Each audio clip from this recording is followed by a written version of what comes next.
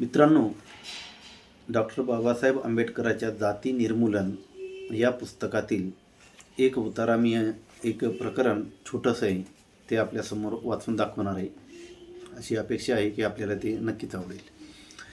आदिम अवस्थेतील लोकांना सुसंस्कृत करण्याच्या मानव कल्याणकारी कार्याकरिता ब्राह्मणांनी कोणतेही प्रयत्न केले नाहीत. याउलट उच्च जातीय ब्राह्मणांनी हिंदू धर्मात मोडणाऱ्या खालच्या जातींना उच्च जातीय हिंदूच्या सांस्कृतिक पातळीपर्यंत उंचावण्यास हेतुपुरस्सर प्रतिबंध केला. मी 2 उदाहरणे देईन. एक सोनारांचे आणि दुसरे पाठारे प्रभूंचे. हे दोन्ही समुदाय महाराष्ट्रात सुपरिचित आहेत. आपला दर्जा उंचावण्याची इच्छा असलेल्या इतर समुदायाप्रमाणे हे दोन्ही समुदाय सुद्धा एकेकाळी ब्राह्मणांचे काही रीतिरिवाज व सवयी अंगीकारण्याचा प्रयत्न करीत होते. सोनार हे स्वतःला दैवज्ञ ब्राह्मण म्हणवीत आणि ब्राह्मणांप्रमाणेच चिन्या पाडून धोतर नेसत. तसे ते अभिवादनाकरिता नमस्कार हा शब्द वापरीत. चिन्या पाडून धोतर नेसण्याची पद्धत, अभिवादनाकरिता नमस्कार शब्द वापरणे ही ब्राह्मणांची वैशिष्ट्ये होती.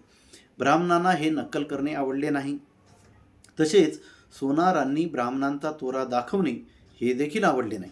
पेशव्यांच्या राजवटीत सोनारांनी ब्राह्मणांच्या या चालीरीती स्वीकारण्याच्या प्रयत्नांना ब्राह्मणांनी यशस्वीपणे हाणून पाडले.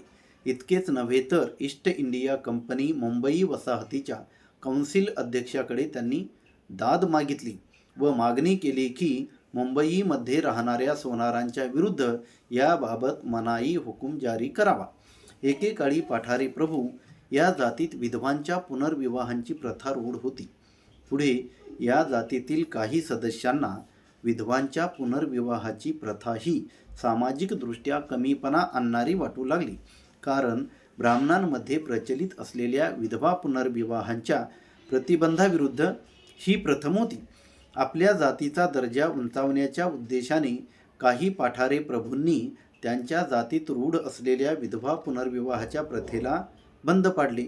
हा समाज 2 गटात विभागला गेला. एका गटाने या नवीन प्रथेची बाजू घेतली, दुसऱ्या गटाने या गोष्टीला विरोध दर्शविला. पेशव्यांनी जे विधवा पुनर्विवाहाच्या बाजूने होते त्यांचा पक्ष घेतला आणि अशा प्रकारे पाठारे प्रभूंना ब्राह्मणांच्या चालीरीती स्वीकारण्यापासून मज्जाव केला. मुसलमानांनी तलवारीच्या जोरावर आपला धर्म पसरविला म्हणून हिंदू त्यांच्यावर टीका करतात.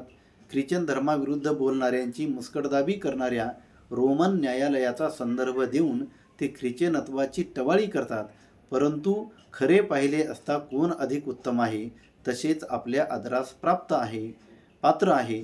मुसलमान आणि ख्रिश्चन यांच्या मान्यतेप्रमाणे मुक्तीकरिता आवश्यक असलेल्या त्यांच्या धर्मांचा स्वीकार करण्यास नकार देणाऱ्यांच्या नरडीचा घोट घेण्याचा प्रयत्न करणारे मुसलमान आणि ख्रिश्चन की ते ब्राह्मण ज्यांनी प्रकाश तर पसरविलाच नाही, किंबहुना त्यांनी हाच प्रयत्न केला की इतरांनी अंधारात राहावे, ज्यांनी त्यांचा बौद्धिक आणि सामाजिक वारसा स्वीकारू इच्छिणाऱ्यांना आणि त्यांचाच एक भाग होऊ इच्छिणाऱ्यांना प्रतिबंध केला, ते हिंदू.